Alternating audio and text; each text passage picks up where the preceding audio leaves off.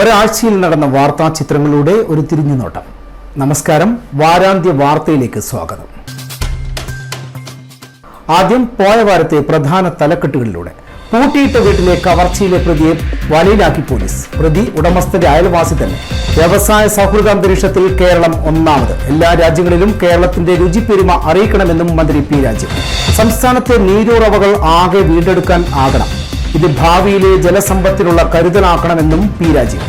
പൊന്നത്ത് കളരി സ്ഥാപിക്കാൻ കൈമയും മറന്ന് പിന്തുണ ഉണ്ടാവണമെന്ന് സ്പീക്കർ എൻ ഷംസീർ. പൊന്നത്തങ്കം ജനകീയ ഉത്സവമെന്നും ഷംസീർ.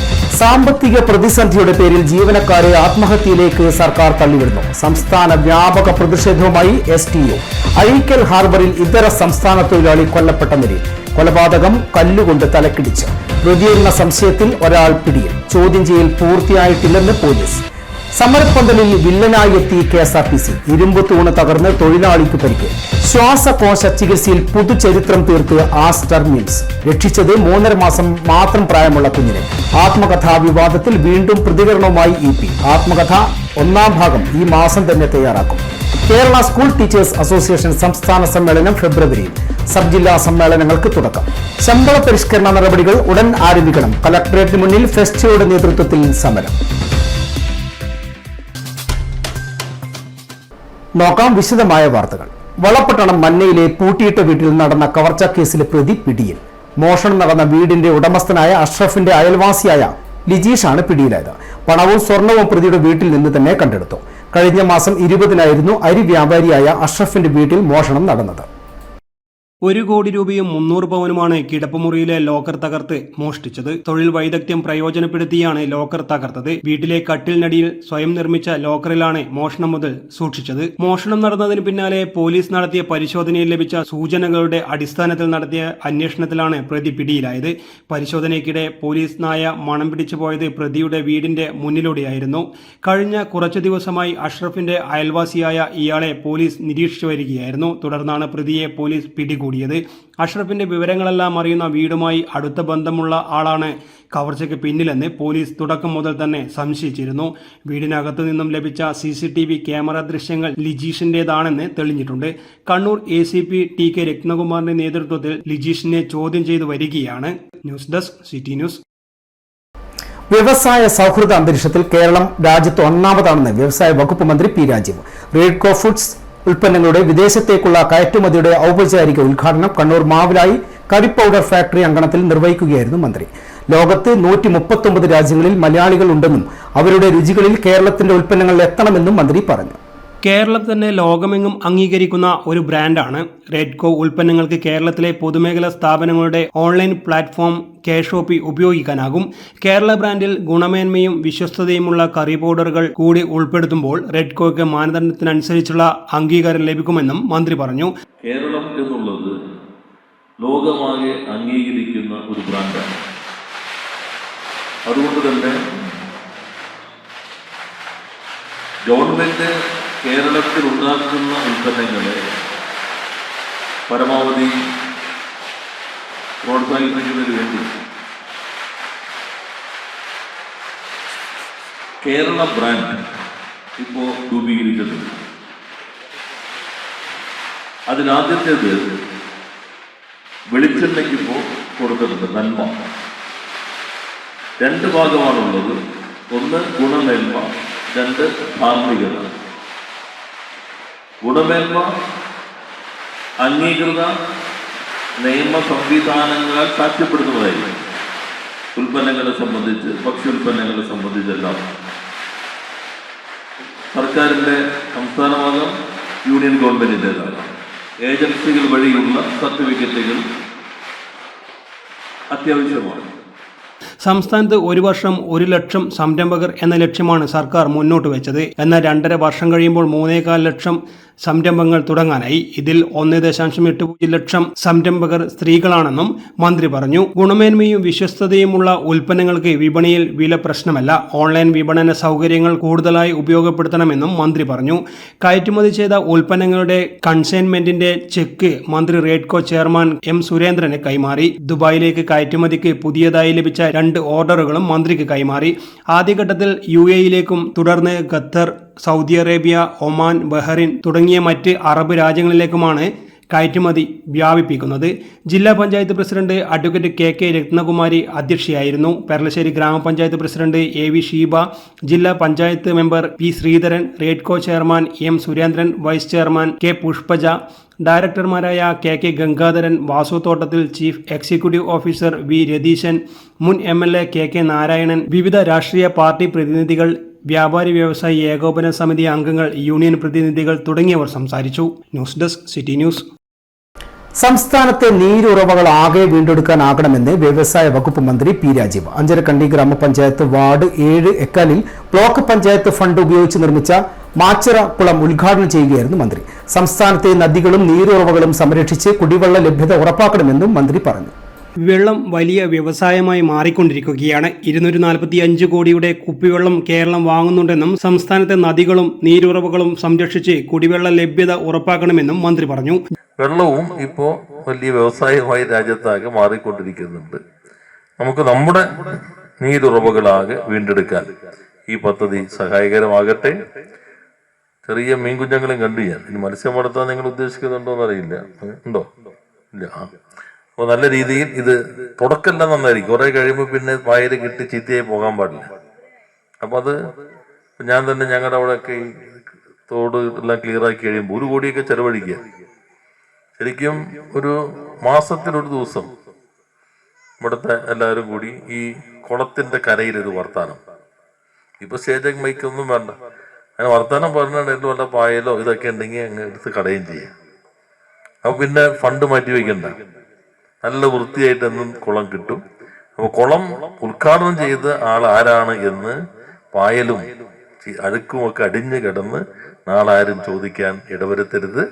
നല്ല രീതിയിൽ ഇത് പരിപാലിക്കാൻ നിങ്ങൾ കഴിയട്ടെ എന്നുകൂടി ആശംസിച്ചുകൊണ്ട് ജലസ്രോതസ്സുകളിൽ ഒഴുക്ക് ശക്തിപ്പെടുത്താനുള്ള പദ്ധതികൾ ഹരിത കേരള മിഷനിലൂടെ സർക്കാർ നടപ്പാക്കുന്നുണ്ട്. മാസത്തിൽ ഒരിക്കൽ കുളം വൃത്തിയാക്കാനുള്ള നടപടികൾ സ്വീകരിക്കണമെന്നും മന്ത്രി പറഞ്ഞു. കുളം നിർമ്മിച്ച കരാറുകാരനും സ്ഥലം വിട്ടു നൽകിയവർക്കുമുള്ള ഉപഹാരം മന്ത്രി സമ്മാനിച്ചു. Thalassery block panchayat president CP Anitha അധ്യക്ഷയായി. Thalassery block panchayat engineer Veroni Joseph report അവതരിപ്പിച്ചു. അഞ്ചരക്കണ്ടി ഗ്രാമപഞ്ചായത്ത് പ്രസിഡന്റ് KP ലോഹിതാക്ഷൻ, ജില്ലാ പഞ്ചായത്ത് മെമ്പർ ചന്ദ്രൻ കല്ലാട്ട്, ബ്ലോക്ക് പഞ്ചായത്ത് അംഗങ്ങളായ M Rameshan, PM Mohanan master, standing committee ചെയർമാൻമാരായ P Sajesh, CK Anilkumar master, Haritha Kerala mission ജില്ലാ coordinator Somasekharan, Thalassery block panchayat secretary Abhishek Kurup, Anjarakandy ഗ്രാമപഞ്ചായത്ത് സെക്രട്ടറി KM മാത്യു, വാർഡംഗം TV പ്രജീഷ്, രാഷ്ട്രീയ പാർട്ടി പ്രതിനിധികൾ തുടങ്ങിയവർ സംസാരിച്ചു. News desk city news. Ponnath Kalari academy സ്ഥാപിക്കാൻ മുഴുവൻ ജനങ്ങളുടെയും രാഷ്ട്രീയം മറന്നുള്ള പിന്തുണയും പരിശ്രമവും ഉണ്ടാവണമെന്ന് speaker advocate N Shamseer. Ponnam ഏഴരക്കണ്ടത്തിന് സമീപം ചേർന്ന പൊന്നത്തങ്കം സംഘാടക സമിതി രൂപീകരണ യോഗം ഉദ്ഘാടനം ചെയ്ത് സംസാരിക്കുകയായിരുന്നു അദ്ദേഹം. ജനകീയ ഉത്സവമായി മാറിക്കഴിഞ്ഞ പൊന്നത്തങ്കം കൂടുതൽ പൊലിമയോടെ ഈ വർഷവും നടപ്പിലാക്കുമെന്ന് സ്പീക്കർ പറഞ്ഞു. സംഘാടക സമിതി യോഗം ഇവിടെ രൂപീകരിക്കപ്പെടുന്നു. സംഘാടക സമിതി യോഗം പൂർണ്ണമായും ഇനിയുള്ള ദിവസങ്ങളിൽ ഇതിന്റെ പൊലിമ കൂട്ടാനും ഇതിന്റെ മാറ്റു വർദ്ധിപ്പിക്കാനും ജനങ്ങൾ എങ്ങനെ പരമാവധിയിലേക്ക് അണിനിരത്താൻ സാധിക്കും ആ നിലയിലേക്കുള്ള ആലോചനയാണ് ഇതിൽ നടത്തേണ്ടതാണ് ഇതുമായി ബന്ധപ്പെട്ട് സൂചിപ്പിക്കുക.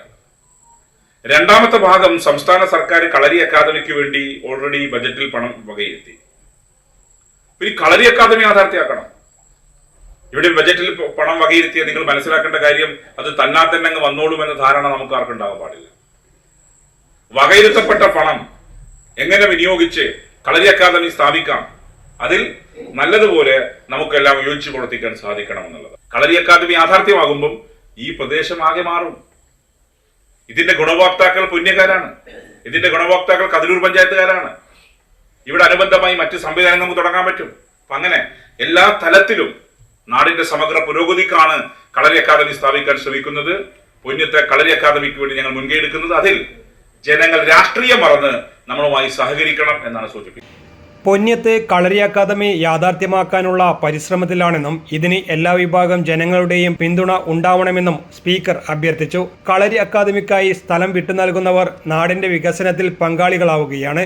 അതിനാൽ പരമാവധി സഹകരിക്കണമെന്നും സ്പീക്കർ പറഞ്ഞു.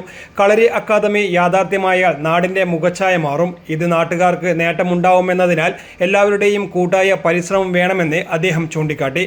യോഗത്തിൽ കതിരൂർ ഗ്രാമപഞ്ചായത്ത് പ്രസിഡന്റ് PP സനിൽ അധ്യക്ഷനായി. TT റംല, AV അജയകുമാർ, പൊന്നും Krishnan, PV Lavalin, O Haridas, KV Rajeesh, Vinod പൊന്നും എന്നിവർ സംസാരിച്ചു. ഫെബ്രുവരി അവസാന വാരം 7 ദിവസം നീണ്ടു നിൽക്കുന്ന പരിപാടികളോടെയാണ് പൊന്നത്തങ്കം നടക്കുക. സംഘാടക സമിതി ഭാരവാഹികളായി PP സനിലിനെ ചെയർമാനായും NP വിനോദ് കുമാറിനെ കൺവീനറായും തെരഞ്ഞെടുത്തു. News desk city news. ഇടവേള. ഇപ്പോഴത്തെ സാഹചര്യത്തിലെ ബ്യൂട്ടീഷ്യൻ കോഴ്സൊക്കെ ഒരു ഇൻസ്റ്റിറ്റ്യൂട്ടിൽ പോയി പഠിക്കണമെങ്കിൽ നല്ല ഫീസ് കൊടുക്കേണ്ടി വരും. അതെന്തായാലും ഇപ്പൊ നടക്കൂല. GITD ഉള്ളപ്പോ എന്തിനാ വലിയ ഫീസൊക്കെ കൊടുത്ത് പഠിക്കണേ? കുറഞ്ഞ ഫീസല്ലേ ഉള്ളൂ അവിടെ. പിന്നെ നീ പറയണ മറ്റ് ഇൻസ്റ്റിറ്റ്യൂട്ടുകളിലുള്ള സിലബസിനേക്കാളും അപ്ഡേറ്റഡ് സിലബസ് വെച്ചാണ് GITD ക്ലാസുകൾ കൊടുക്കുന്നത്. പിന്നെ GITD ഫാഷൻ ആൻഡ് ബ്യൂട്ടിക്ക് വേണ്ടിയുള്ള സ്പെഷ്യലൈസ്ഡ് ഇൻസ്റ്റിറ്റ്യൂട്ട് ആണ്. എന്റെ മേൽവിലാസം.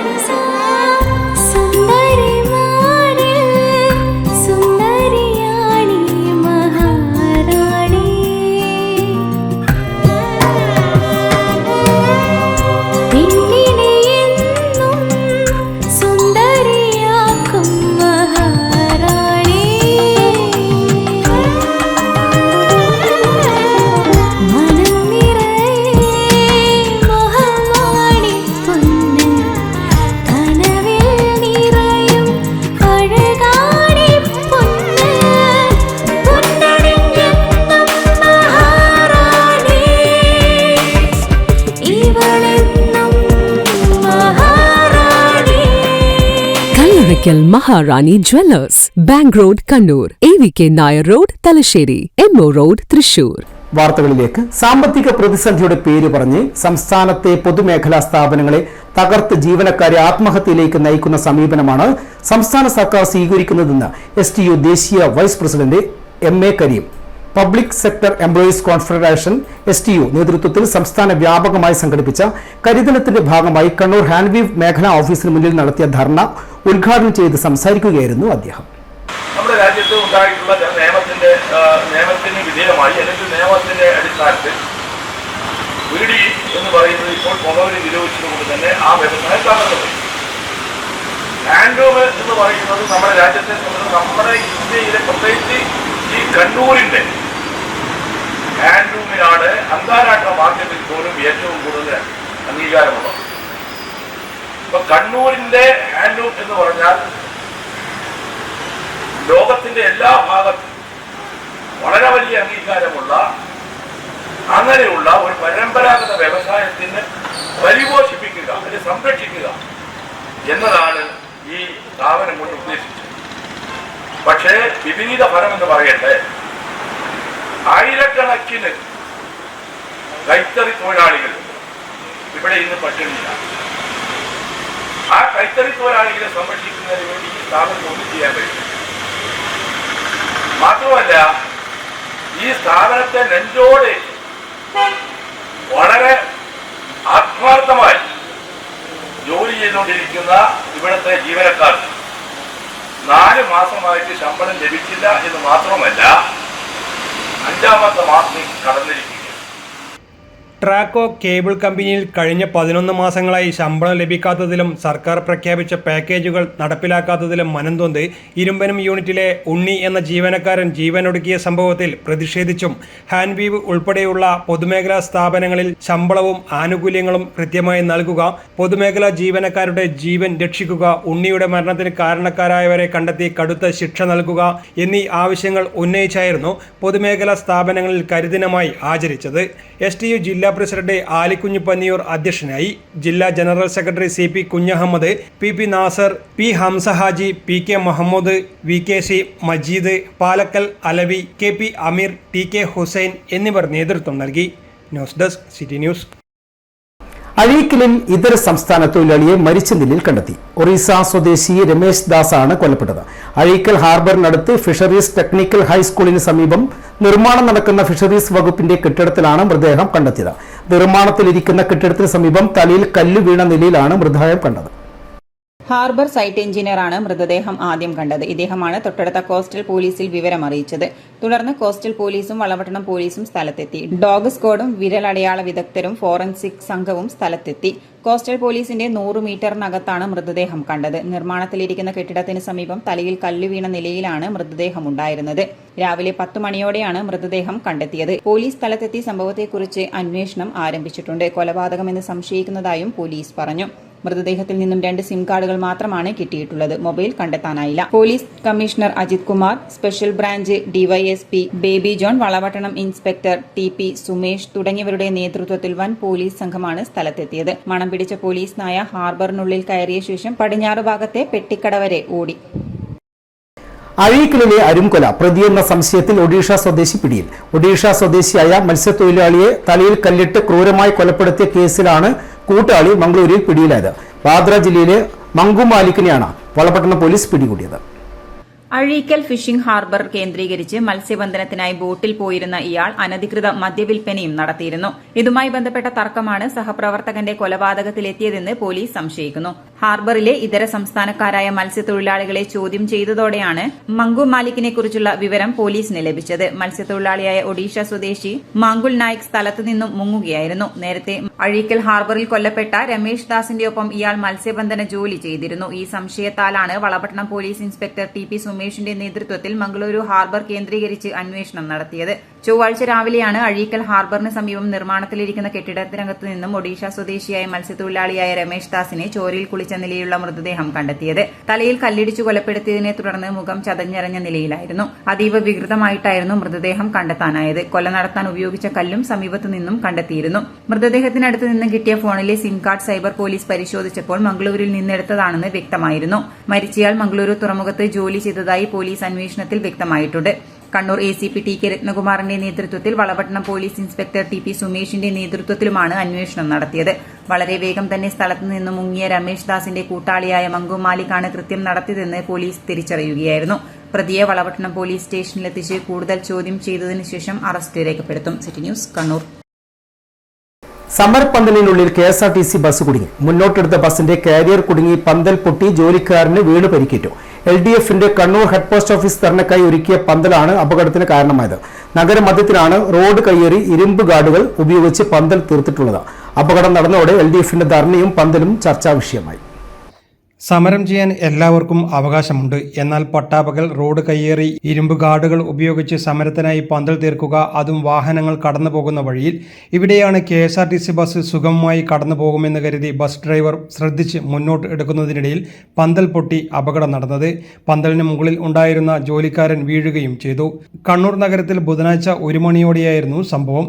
വ്യാഴാഴ്ച LDF നേതൃത്വത്തിൽ കണ്ണൂർ ഹെഡ് പോസ്റ്റ് ഓഫീസിന് മുന്നിൽ ധർണ നടക്കുന്നുണ്ട്. ഇതിനാണ് കൂറ്റൻ പന്തൽ കെട്ടിയത്. റോഡ് കയ്യേറിയായിരുന്നു പന്തൽ നിർമ്മാണം. പന്തൽ റോഡിൽ കെട്ടുന്നുണ്ട്. ഇവിടെ റോഡ് ബ്ലോക്ക് ആക്കിയിട്ട് കെട്ടിയാൽ ഒരു പ്രശ്നം ഉണ്ടായിട്ടില്ല. ബസ് അടിയിൽ കൂടി പോകുന്നുണ്ട്, മുകളിൽ പണിയെടുത്തുകൊണ്ട് നിൽക്കുന്നുണ്ട്. ബസ് KSRTC തട്ടിയിട്ട് പണിക്കാരൻ വീണിട്ട് ഓൻ ആശുപത്രിയിൽ കൊണ്ടുപോയിട്ടുണ്ട്. ഇതാണ് സംഭവം. ഇതിനിടയിലാണ് ഇതുവഴി വന്ന KSRTC ബസ് അപകടത്തിൽപ്പെട്ടത്. ബസ് മുന്നോട്ട് കടന്നെങ്കിലും ബസിന്റെ കാരിയർ തട്ടി കൂറ്റൻ പന്തൽ പൊട്ടുകയായിരുന്നു. പന്തൽ പണിയിൽ ഏർപ്പെട്ട ജീവനക്കാരൻ വീണ് നിസ്സാര പരിക്കേറ്റു. നിർമ്മാണം നടന്നുകൊണ്ടിരിക്കുന്ന പന്തലിനുള്ളിൽ KSRTC കുടുങ്ങി. പന്തൽ പൂർണ്ണമായും അഴിച്ചു മാറ്റിയതിനു ശേഷമാണ് ബസ് കടന്നുപോയത്. News desk, city news. ശ്വാസകോശ സംബന്ധമായ രോഗചികിത്സയിൽ പുതുചരിത്രം തീർത്ത് കണ്ണൂർ ആസ്റ്റർ മിംസ്. ശ്വാസനാളം അടഞ്ഞുപോയ 3.5 മാസം പ്രായമായ കുഞ്ഞിന് ബ്രോങ്കോസ്കോപ്പിയിലൂടെ പുതുജീവൻ നൽകി മിംസ് പൾമണോളജി വിഭാഗം ഡോക്ടർമാർ. പാനൂർ പുത്തൂർ സ്വദേശിയായ കുഞ്ഞിനാണ് ശസ്ത്രക്രിയ ഇല്ലാതെ രോഗം ഭേദമായതെന്ന് ഡോക്ടർ വിഷ്ണു G. കൃഷ്ണൻ പറഞ്ഞു. ഇത്തരത്തിലുള്ള അസുഖങ്ങൾ നേരത്തെ കണ്ടെത്തുന്നതിനും ഫലപ്രദമായ ചികിത്സ ഉറപ്പാക്കുന്നതിനും ആസ്റ്റർ മിംസിൽ ട്രിക്കിയ ക്ലിനിക്കും പ്രവർത്തനം ആരംഭിച്ചു. Press club president C. Sunilkumar ഉദ്ഘാടനം ചെയ്തു. ശ്വാസകോശത്തിലെ പ്രധാന നാളിയായ ട്രക്കിയ ചുരുങ്ങിയതിനെ തുടർന്ന് ഗുരുതരാവസ്ഥയിലായ 3.5 മാസം മാത്രം പ്രായമുള്ള പാനൂർ പുത്തൂർ സ്വദേശിയായ കുഞ്ഞിന്റെ ജീവനാണ് കണ്ണൂർ ആസ്റ്റർ മിംസിൽ വെച്ച് ബ്രോങ്കോസ്കോപ്പിയിലൂടെ രക്ഷിച്ചെടുത്തത്. സാധാരണഗതിയിൽ ശസ്ത്രക്രിയ ആവശ്യമായി വരുന്ന സാഹചര്യത്തെയാണ് ശസ്ത്രക്രിയയില്ലാതെ അതിജീവിക്കുവാൻ കണ്ണൂർ ആസ്റ്റർ മിംസിലെ പൾമണോളജി വിഭാഗം ഡോക്ടർമാർക്ക് സാധിച്ചത്. ഈ കുട്ടിയെ മാനേജ് ചെയ്യുന്നതിനകത്തുള്ള ഏറ്റവും വലിയൊരു പ്രശ്നം എന്ന് പറഞ്ഞു കഴിഞ്ഞാൽ അയാളുടെ ഭാരം കുറവാണ്. അയാളൊരു പ്രീറ്റമായിട്ട് ജനിച്ച കുട്ടിയാണ്, ചെറിയ കുട്ടിയാണ്. അപ്പോൾ അതുകൊണ്ട് തന്നെ സർജറി പോലെയുള്ള കാര്യങ്ങൾ അയാൾക്ക് അയാൾക്ക് ടോളറേറ്റ് ചെയ്യാൻ താങ്ങാൻ വേണ്ടിയിട്ടുള്ള കഴിവ് കുറച്ചും കൂടെ കുറവായിരിക്കും. അതുകൊണ്ടാണ് നമ്മൾ കൂടുതലും ഒരു ഇന്റർവെൻഷൻ പൾമോണോളജി, സർജറി ഇല്ലാത്ത രീതിയിൽ അല്ലെങ്കിൽ ഓപ്പൺ സർജറി ചെയ്യാതെ എങ്ങനെ കുട്ടിയെ ഈ സിറ്റുവേഷനിൽ നിന്ന് രക്ഷിച്ചെടുക്കാം എന്നുള്ള കാര്യങ്ങൾ ഡിസ്കസ് ചെയ്യുന്നു. അങ്ങനെയാണ് ഞാൻ ഡോക്ടർ അവിനാശ് മുരുകൻ അതുപോലെ ഡോക്ടർ വിഷ്ണു ജി കൃഷ്ണനുമായിട്ട് ഈ കേസിനെ കുറിച്ച് സംസാരിക്കുകയും തുടർന്ന് ഞങ്ങളുടെ ഡിസ്കഷനിൽ നിന്നാണ് ബാക്കി നമ്മളിതുപോലെയുള്ള ഇന്റർവെൻഷൻ ചെയ്ത് നോക്കാം എന്നുള്ളൊരു പ്ലാനിലേക്ക് വരികയും ചെയ്തത്. ന്യൂമോണിയ ബാധിച്ച് ഗുരുതരാവസ്ഥയിലായ സാഹചര്യത്തിലായിരുന്നു കുഞ്ഞ് ആദ്യമായി ചികിത്സ തേടിയെത്തിയത്. വെന്റിലേറ്റർ പിന്തുണ ഉൾപ്പെടെ ആവശ്യമായി വന്ന കുഞ്ഞിന് 1 മാസത്തോളം ചികിത്സ അനിവാര്യമായി വന്നു. തുടർന്ന് അസുഖം ഭേദമായി ഡിസ്ചാർജ് ചെയ്യാനും സാധിച്ചു. എന്നാൽ പിന്നീട് കുഞ്ഞിന് ശ്വാസതടസ്സവും ശ്വസിക്കുമ്പോൾ കുറുകലും ശ്രദ്ധയിൽപ്പെട്ടു. മാത്രമല്ല മുലയൂട്ടുമ്പോൾ കുഞ്ഞിന് നീലനിറമാകുന്നതും മാതാവ് ശ്രദ്ധിച്ചു. ഈ അവസ്ഥയിലാണ് കുഞ്ഞിനെ വീണ്ടും കണ്ണൂർ ആസ്റ്റർ മിംസിൽ എത്തിച്ചത്. വിശദ പരിശോധനയിൽ ശ്വാസനാളം ചുരുങ്ങിയതായി മനസ്സിലാക്കി. ന്യൂമോണിയയുടെ പ്രത്യാഘാതങ്ങളിൽ ഒന്നാണ് ഈ അവസ്ഥ. അതീവ ഗുരുതരമായ ഈ സാഹചര്യത്തെ അതിജീവിക്കുവാൻ ശസ്ത്രക്രിയയാണ് പ്രധാന മാർഗം. എന്നാൽ 3 മാസം മാത്രം പ്രായമുള്ളതിനാൽ ശസ്ത്രക്രിയ ഒഴിവാക്കി ബ്രോങ്കോസ്കോപ്പി ചെയ്യാൻ പൾമണോളജി വിഭാഗം ഡോക്ടർമാർ നിർദ്ദേശിക്കുകയായിരുന്നു. ബ്രോങ്കോസ്കോപ്പിക്ക് ശേഷം കുഞ്ഞിനെ പൂർണ്ണ ആരോഗ്യത്തോടെയാണ് ഡിസ്ചാർജ് ചെയ്തത്. നയിച്ചപ്പോഴത്തേക്ക് നമുക്കൊരു MDG മീറ്റിംഗ് തന്നെ വേണ്ടി വന്നു. ലൈക്ക് അതിൽ ഒരുപാട് ഡിപ്പാർട്ട്മെൻറ്റ്സ് ഇൻവോൾവ് ആണ്, എസ്പെഷ്യലി അവർ അനസ്തേഷ്യ ടീം. കാരണം ഈ നമ്മളെല്ലാവരും സെയിം എയർവേ ആണ് ഷെയർ ചെയ്ത് പ്രൊസീജിയർ ചെയ്യുക. എന്നുവെച്ചാൽ സെയിം സമയത്ത് കുട്ടിക്ക് ഓക്സിജൻ കൊടുക്കാൻ പറ്റണം, സെയിം സമയത്ത് നമ്മുടെ എക്യുപ്മെൻറ്റ്സ് പാസ് ചെയ്യാൻ പറ്റണം. അതൊരു വലിയൊരു ചലഞ്ചായിരുന്നു. ബേസിക്കലി ഫസ്റ്റ് സിറ്റിംഗ് കഴിഞ്ഞപ്പോൾ കുട്ടി ഏകദേശം ഒരു മോർ ദാൻ ഒരു 90% സിംറ്റമാറ്റിക്കലി ബെറ്ററായി. സെക്കൻഡ് സിറ്റിംഗ് കഴിഞ്ഞു, അതും കഴിഞ്ഞപ്പോൾ തേർഡ് സിറ്റിംഗ് കഴിഞ്ഞതിന് ശേഷം നിയർലി ഫുൾ ക്യൂർ എന്ന് തന്നെ പറയാം. ഇപ്പോൾ 2 days ബാക്ക് കുട്ടി ഒപ്പിൽ വന്നിരുന്നു, ഡൂയിങ് ഗുഡാണ്. ഇന്റർവെൻഷണൽ പൾമണോളജി വിഭാഗം doctor Vishnu G Krishnan, doctor Avinash Murugan, thoracic surgery വിഭാഗം ഡോക്ടർ ദിൻരാജ്, നിയോനറ്റോളജി വിഭാഗം ഡോക്ടർ ഗോകുൽദാസ്, ENT വിഭാഗം ഡോക്ടർ മനു തുടങ്ങിയവർ ചികിത്സയ്ക്ക് നേതൃത്വം നൽകി. ഇത്തരത്തിലുള്ള അസുഖങ്ങൾ നേരത്തെ കണ്ടെത്തുന്നതിനും ഫലപ്രദമായ ചികിത്സ ഉറപ്പാക്കുന്നതിനും വേണ്ടി കണ്ണൂർ ആസ്റ്റർ മിംസിൽ ട്രക്കിയ ക്ലിനിക്കും പ്രവർത്തനം ആരംഭിച്ചു. Kannur press club president C സുനിൽകുമാറാണ് ഉദ്ഘാടന കർമ്മം നിർവഹിച്ചത്. Doctor Sreejith MO, doctor Vishnu G Krishnan, doctor Avinash Murugan, ഡോക്ടർമാരായ Dinraj, Gokuldas, Aster MIMS AGM operations Vipin George, deputy CMS doctor Amith Sreedharan തുടങ്ങിയവർ വാർത്താസമ്മേളനത്തിൽ പങ്കെടുത്തു. ആത്മകഥയുടെ 1ാം ഭാഗം ഈ മാസം തന്നെ തയ്യാറാക്കുമെന്ന് CPM കേന്ദ്ര കമ്മിറ്റി അംഗം EP ജയരാജൻ കണ്ണൂരിൽ മാധ്യമങ്ങളോട് സംസാരിക്കുകയായിരുന്നു അദ്ദേഹം. 2-3 ഭാഗങ്ങളിലായാണ് പുസ്തകം പ്രസിദ്ധീകരിക്കുക. ആദ്യ ഭാഗം ഉടൻ പാർട്ടിയുടെ അനുമതിക്കായി നൽകും. പ്രസാധകരുടെ കാര്യത്തിലും പേരും തീരുമാനിച്ചിട്ടില്ല. പുറത്തു വന്നത് തന്റെ ആത്മകഥയല്ലെന്നും EP വ്യക്തമാക്കി. ഞാനിപ്പോഴത് എഴുതിക്കൊണ്ടിരിക്കുകയാണ്. ഏതാണ്ട് ഈ ഡിസംബർ മാസത്തോടു കൂടി ഡിസംബർ വരെയുള്ള അധ്യായം പൂർത്തിയാകും. അത് അധ്യായം പൂർത്തിയാകും. പിന്നെ അതിന് ശേഷമുള്ള ഡിസംബറിന് ശേഷമുള്ള ജീവചരിത്രം അതിന് ശേഷമുണ്ട്. അപ്പോൾ ഇപ്പോൾ ഡിസംബർ വരെയുള്ള ജീവചരിത്രം തയ്യാറാക്കും. അതിന് നടപടിക്രമം അനുസരിച്ച് ഒരു പുസ്തകമായി അതിൻ്റെ രൂപത്തിലാക്കിയതിനു ശേഷം പാർട്ടിയുടെ അനുവാദം വേണം. അതിനുവേണ്ടി പാർട്ടിയുടെ അനുവാദം ചോദിക്കും. അതിനുശേഷം അതിന് മറ്റു നടപടികൾ 2 ഭാഗങ്ങളായിട്ടാണോ ഇത് പുറത്തിറങ്ങുന്നത്? അല്ല, ചിലപ്പോൾ 2 ആയിരിക്കില്ല, 3 ഭാഗം ഉണ്ടാവും. ഇപ്പോൾ ഡിസംബർ വരെ, അത് കഴിഞ്ഞാൽ അതിന് ശേഷമുള്ള ലൈഫ്. ആദ്യത്തേത് ഏതായാലും ഡിസംബർ അവസാനത്തോടു കൂടി പുറത്തിറങ്ങും. ഇപ്പോൾ എഴുതിക്കൊണ്ടിരിക്കുന്ന ഭാഗം ഡിസംബറോടുകൂടി പൂർത്തിയാകും. അതിൽ ഡിസംബർ വരെയുള്ള ലൈഫ് ഉണ്ട്. ഈ DC ബുക്സിന് ഏതായാലും ഇത് നൽകുന്നില്ലല്ലോ, മറ്റാരെയാണ് ഇത് പ്രസിദ്ധീകരണത്തിന് ഇപ്പോൾ ഏൽപ്പിച്ചിട്ടുള്ളത്? അത് തീരുമാനിച്ചില്ല, അത് ആലോചിച്ച് ചെയ്യാം. കേരള സ്കൂൾ ടീച്ചേഴ്സ് അസോസിയേഷൻ 34ാം സംസ്ഥാന സമ്മേളനത്തോടനുബന്ധിച്ച് കണ്ണൂർ നോർത്ത് സബ് ജില്ലാ സമ്മേളനത്തിന്റെ ഭാഗമായി താഴെച്ചൊവ്വയിൽ പൊതുസമ്മേളനം സംഘടിപ്പിച്ചു. KSTA സംസ്ഥാന വൈസ് പ്രസിഡന്റ് KC മഹേഷ് ഉദ്ഘാടനം ചെയ്തു. സാമൂഹ്യ പ്രതിബദ്ധതയിൽ ഊന്നി നിന്നുകൊണ്ട് കുട്ടിക്കൊരു വീട് ഉൾപ്പെടെയുള്ള പ്രവർത്തനങ്ങൾ ആവിഷ്കരിച്ചുകൊണ്ട് നമ്മുടെ സംസ്ഥാനത്ത് 163ഓളം വീടുകൾ നിർമ്മിച്ചുകൊണ്ടാണ് KSTA എന്ന അധ്യാപക പ്രസ്ഥാനം അതിന്റെ സാമൂഹ്യ പ്രതിബദ്ധത ഉയർത്തിപ്പിടിച്ചുകൊണ്ട് മുന്നോട്ട് പോകുന്നത്. അതുകൊണ്ടാണ് 1,00,000-ലധികം അധ്യാപകർ ഈ സംഘടനയിൽ അംഗങ്ങളായി ചേർന്നത്. ഈ സമൂഹത്തിലെ മുഴുവൻ പേരും പൊതുവിദ്യാഭ്യാസ മേഖലയിൽ, വിദ്യാഭ്യാസ രംഗത്തെ വിവിധ പ്രശ്നങ്ങളിൽ അവസാന വാക്കിനായി KSTA കാതോർക്കുന്നത് വളരെ ശ്രദ്ധാപൂർവം KSTA എന്താണ് ഇക്കാര്യത്തിൽ പറയുന്നത് എന്ന് പൊതുസമൂഹമാകെ ഉറ്റുനോക്കുകയാണ്. കേന്ദ്ര അവഗണനയ്ക്കെതിരെ പോരാടുക, നവകേരളത്തിനായി അണിചേരുക എന്ന മുദ്രാവാക്യമുയർത്തിയാണ് KSTA 34ാം സംസ്ഥാന സമ്മേളനം 2025 ഫെബ്രുവരിയിൽ കോഴിക്കോട് വെച്ച് നടക്കുന്നത്. ഇതിനു മുന്നോടിയായി യൂണിറ്റ് ബ്രാഞ്ച് തലങ്ങളിലുള്ള സമ്മേളനങ്ങൾ പൂർത്തിയായതോടെയാണ് സബ് ജില്ലാ സമ്മേളനങ്ങൾക്ക് തുടക്കം കുറിച്ചത്. കണ്ണൂർ നോർത്ത് സബ് ജില്ലാ സമ്മേളനം ശനിയാഴ്ച കണ്ണൂർ ശിക്ഷക് സദനിൽ വെച്ചാണ് നടക്കുക. സബ് ജില്ലാ സമ്മേളനത്തോടനുബന്ധിച്ച് നടക്കുന്ന വിവിധ പരിപാടികളുടെ ഭാഗമായാണ് സമകാലീന വിഷയങ്ങൾ വിശദീകരിച്ച് പൊതുസമ്മേളന പരിപാടി സംഘടിപ്പിച്ചത്. താഴെ ചൊവ്വയിൽ വെച്ച് നടന്ന പരിപാടിക്ക് KSTA സബ് ജില്ലാ പ്രസിഡന്റ് PV സിന്ധു അധ്യക്ഷത വഹിച്ചു. സംസ്ഥാന ജില്ലാ നേതാക്കളായ K Ranjith, K Manoj Kumar, TK Pradeepan, M Preena, Deveshan Chathoth, K Sunilkumar എന്നിവർ സംബന്ധിച്ചു. ഫെസ്റ്റോയുടെ നേതൃത്വത്തിൽ സംസ്ഥാന ജീവനക്കാരും അധ്യാപകരും കലക്ടറേറ്റിലേക്ക് മാർച്ച് നടത്തി. കലക്ടറേറ്റിന് മുന്നിൽ KSTA സംസ്ഥാന പ്രസിഡന്റ് D സുധീഷ് സമരം ഉദ്ഘാടനം ചെയ്തു. PFRDA നിയമം പിൻവലിക്കുക, ശമ്പള പരിഷ്കരണ നടപടികൾ ആരംഭിക്കുക, ക്ഷാമബത്ത ശമ്പള പരിഷ്കരണ കുടിശ്ശിക ഉടൻ നൽകുക, കേരളത്തോടുള്ള കേന്ദ്ര സർക്കാരിന്റെ സാമ്പത്തിക ഉപരോധം അവസാനിപ്പിക്കുക തുടങ്ങിയ ആവശ്യങ്ങൾ ഉന്നയിച്ചായിരുന്നു സമരം. 22% വർദ്ധിച്ചത് രാജ്യത്തെ 2 സംസ്ഥാനങ്ങളെ ഉള്ളൂ കേരളത്തെക്കാൾ കൂടുതൽ നികുതി വർദ്ധിച്ച സംസ്ഥാനങ്ങൾ. നല്ല അച്ചടക്കത്തോടുകൂടി സാമ്പത്തിക മാനേജ്മെന്റ് നടത്തി മുന്നോട്ട് പോവുക.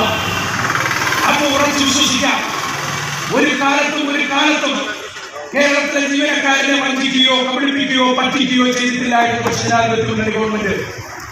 അതിൽ നല്ല ആത്മവിശ്വാസമാണ് നമുക്കുള്ളത്. ആ ആത്മവിശ്വാസത്തിന്റെ അടിസ്ഥാനത്തിലാണ് നമ്മൾ നിന്ന് സംസാരിക്കുന്നത്. നോക്കൂ, ഒരു വാദത്തിന് വേണ്ടി കുറച്ച് ഡാറ്റയിൽ നമുക്കൊന്ന് പരിശോധിക്കാം.